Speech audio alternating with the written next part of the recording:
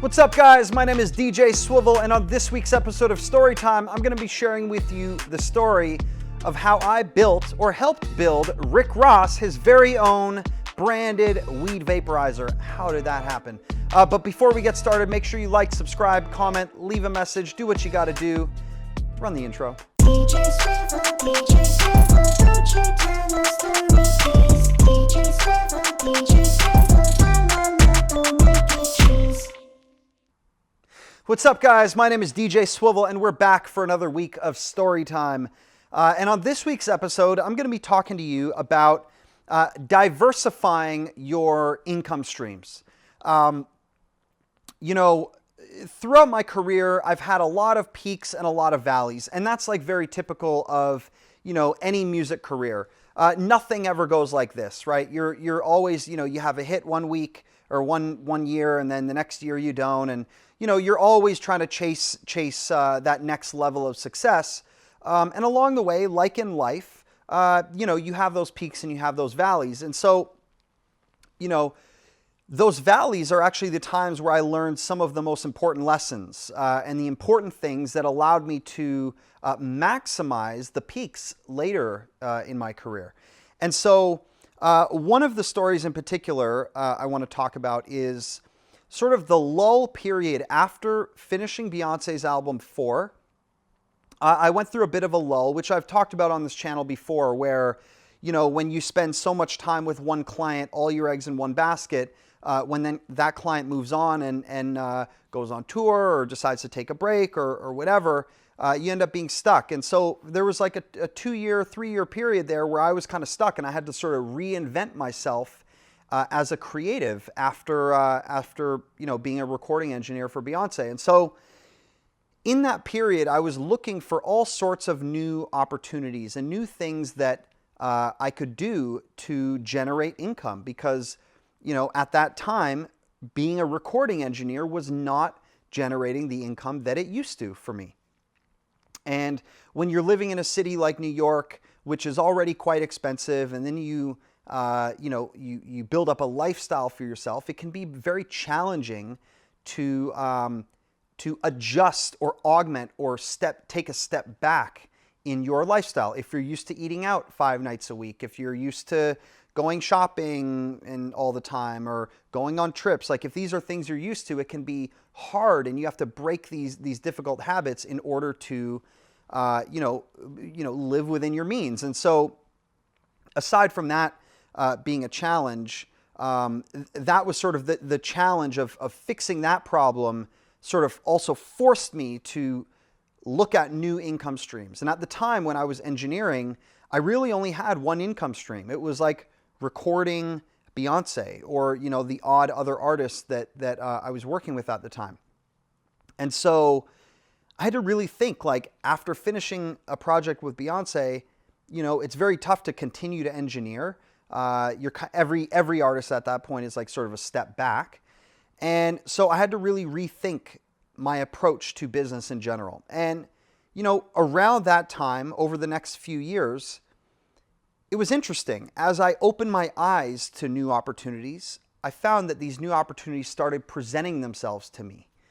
And I had seen, these opportunities come before, and I had always ignored them because I was so laser focused on being an engineer or being a producer.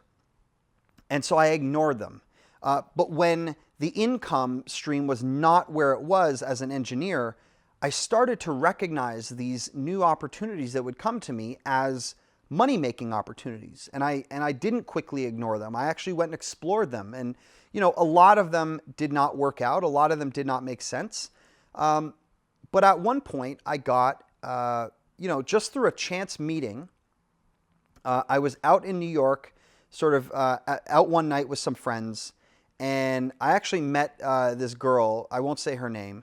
And then, it was like a large group of us. We had a good time, went out for a few drinks. And then later on in the evening, I actually met the girl's husband, actually. Didn't know she had a husband at the time. But met her husband later, and we actually ended up sort of like connecting. He was a very smart guy in the gold business, And so we connected on a later date, and come to find out, he's doing a lot of really interesting things in the gold business, dealing with publicly traded companies. And he sort of saw, my connections in music, and he actually paired me with a company, a publicly traded marijuana company, and said, hey, I think you can actually do some good business with this company by introducing certain like artists, maybe rappers, to the company. Maybe they can do some endorsement deals. Maybe you can make some money off that. And I thought, oh, that's kind of interesting. So through the connection with this girl, I met her husband, who introduced me to the CEO of this company. And the company was called Msig. And for anybody who's followed me, I used to post about Msig, a number of years ago. Probably it would have been 7 years ago now.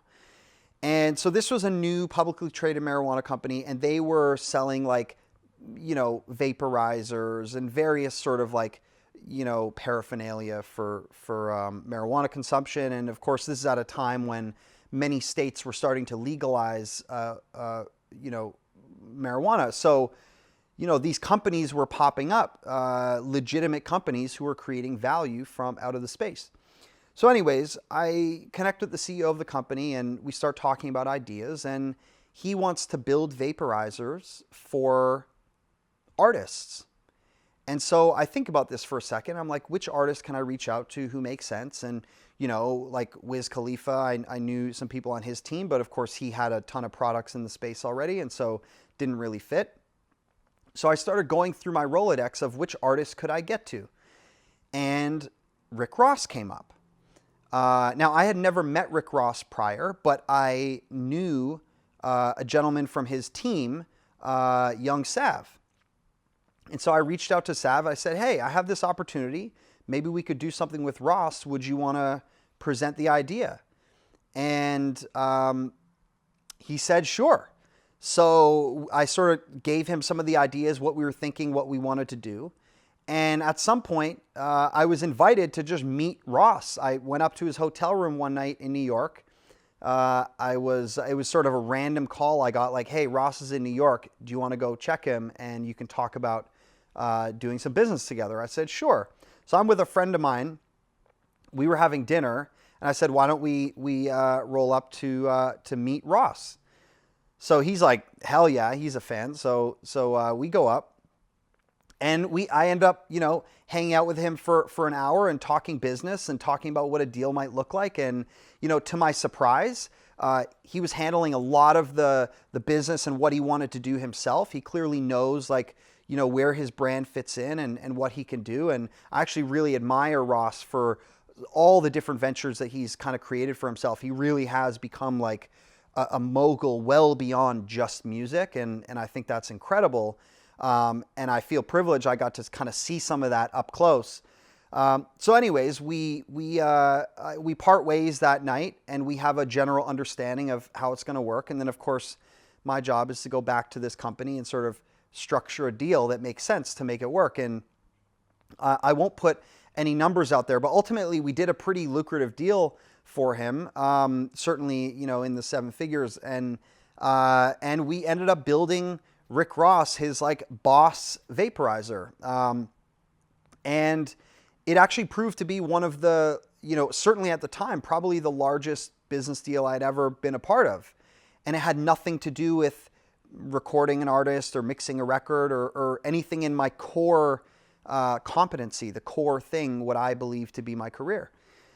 And as soon as I closed that deal, I realized that my strength is much more than just a creative person.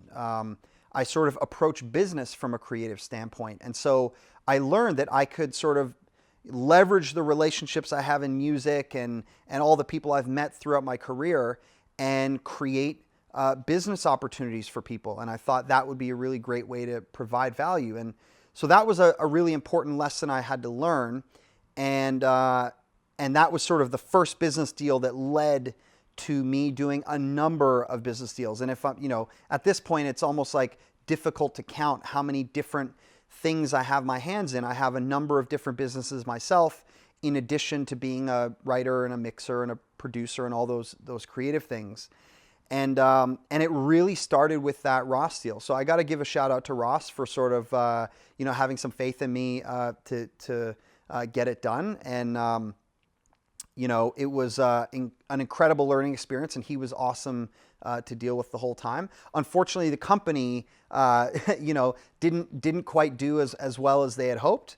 There was some, I wouldn't say the greatest management or anything like that, but certainly it afforded me the ability to go and explore more of the business side, and that really empowered me to go and do other business deals and get involved in other businesses and ultimately invest in businesses. So definitely an important lesson. And I would say, the biggest lesson or takeaway that I have from this story is that you really want to diversify your income. We've all heard it when you're talking about investments. You don't want to put all your eggs in, the finance world or in the tech world or in the, oil or energy sector, right? When you're investing in stocks, you kind of want to spread it out, because if one sector has a problem, you don't lose everything, right?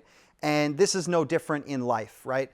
If you save up some money, you have your core business, you might have a side business, you might take some of those investments and buy some real estate or invest in some stocks, but ultimately you want to spread your wealth and your earnings all the way around. And if you can build 2 or 3 or 4 income streams, hopefully a number of them passive income streams, then if you ever lose your main job or things get slow, or for example, we hit a pandemic, you're going to be safe, and your financial structure is going to be solid. You're not going to have to worry about changing your lifestyle or downsizing or getting a smaller apartment or a smaller house or a cheaper car, any of those things. So really, really important. If you find the time, always try to build some side hustles. I have a friend who, not his core business, but he loves watches, and he buys and sells watches. He collects them, buys it, he'll wear it for 2 months, then he'll flip it, sell it, make some money off it. And he's turned that into an incredible side business, which has nothing to do with his core business of, owning and operating a recording studio, for example. So, if you have a hobby, if there's something you love and you think you can find a way to make some money off it on the side from your regular job, go do it, because that's a really important step in amassing wealth and amassing, that financial stability that we all kind of look for, and also preserving yourself from any sort of financial downside. So try to diversify your investment streams. That's what I learned from Rick Ross, and I really appreciate him for having some faith in me to execute that deal. So shout out to Rick Ross for that. That was story time for this week. My name is DJ Swivel, and I will see you next time. Peace.